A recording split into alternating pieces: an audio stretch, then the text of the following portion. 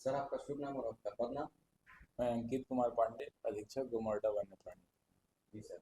Sir हम कुछ जानकारी के लिए डिपो सर के पास आए थे, तो वो बताया कि एसडीओ सर से मिल लो करके, वो आपको पूरी जानकारी दे देंगे। तो सर हमें ये जानकारी चाहिए कि गोमड्डा अभयारण्य और टंडोरा अभयारण्य में कुछ लाखों का लाखों लागत से, मतलब वहाँ घास का रख रखाव करने की बात कही जा रही है। वो किस योजना के तहत लगाया गया है, इस उसके बारे में थोड़ा जानकारी दीजिए जी हाँ। गोमार्टा अभयारण्य में टमटोरा में एक घास नर्सरी विकसित की गई है। और टमटोरा में जहाँ पे 20 से अधिक प्रजाति के घासों का रोपण किया गया था और उससे सीड कलेक्शन का काम किया जाता है। जो वर्षा ऋतु से पहले गर्मी के टाइम में उसका रोपण किया जाता है और वर्षा ऋतु में तैयार होता है, और इस समय अभी के मौसम में सीड कलेक्शन का काम होता है। सर जी। तो आपके अनुभाग में कुल कितने क्षेत्रफल है सर? हमारा 277.82 स्क्वायर किलोमीटर। और उतने में पूरा लगा हुआ नहीं, देखिए ये तो टोटल अभयारण्य का क्षेत्रफल है। है? और उसमें से लगभग 1 हेक्टेयर के आसपास में नर्सरी विकसित किया गया होगा हम्म। टमटोरा और वो कुल कितनी लागत से लगाया गया? में। वो लगभग 5 लाख। दोनों जगह में? जी। दोनों जगह में? हाँ जी। दोनों जगह 5-5 लाख हाँ का? जी। जी। जी। और जंगली स्तर पर वह सिर्फ जंगली घास दिखाई दे रही है, वहाँ हमें जो नर्सरी या जो आप बोल रहे हैं 20 अच्छा। प्रजाति की मतलब घास लगाई जी। गई करके, वो जी। तो हमें दिखाई भी नहीं दी जब हम वहाँ गए थे। अच्छा। नहीं, इसका निरीक्षण मैंने किया है माडम सिटी टमटोरा का, और हम्म। मुझे तो दिखाई दिए हैं। हम्म। और अभी की स्थिति में कई घास परिपक्व होकर समाप्त हो जाते हैं, तो हम्म। हो सकता है अभी कई घास समाप्त हो गए होंगे, क्योंकि अभी ये एंड समय आ गया है। सर लगभग सीड वो कलेक्शन हो चुका वो है। कितने दिनों का घास लगा था वो? जी। उनकी रूपरेखा मतलब हाँ, बस जीवन। यही यही रहता है कि वर्षा ऋतु से पहले स्टार्ट करते हैं, हम्म। और ये अक्टूबर नवंबर के समय सीड कलेक्शन होता मेन चीज सर इसमें कौन कौन सी वैरायटी का घास लगा था? है। जी। उसमें लगा था छोटा सिक्का, बड़ा सिक्का, और उसके बाद छोटी कांदी, बड़ी कांदी, बेर घास, और भी अन्य अन्य प्रकार के लगे ये थे। इसका ड्यूरेशन क्या रहता है सर, कितने महीनों में ये जी। तैयार हो जाता है?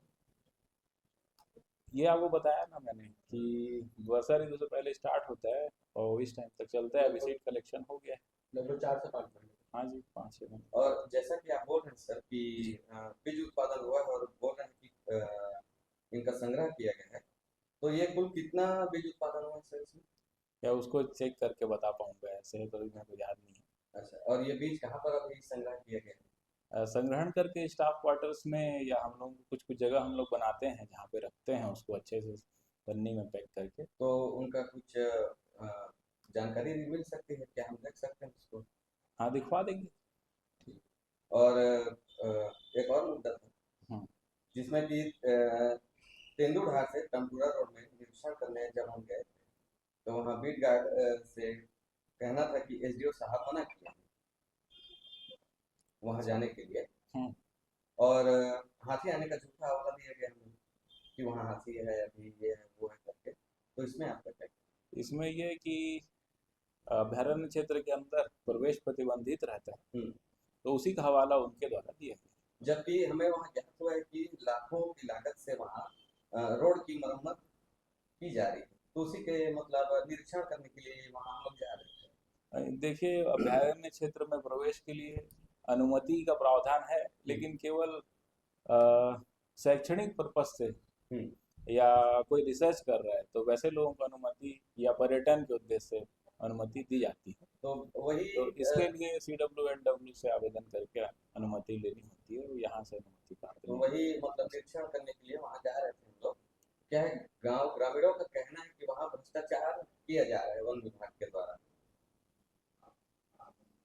इस संबंध में यदि है तो अपन जांच करवा लेते हैं। जी। और बाकी जिस हिसाब से काम आया है हम्म।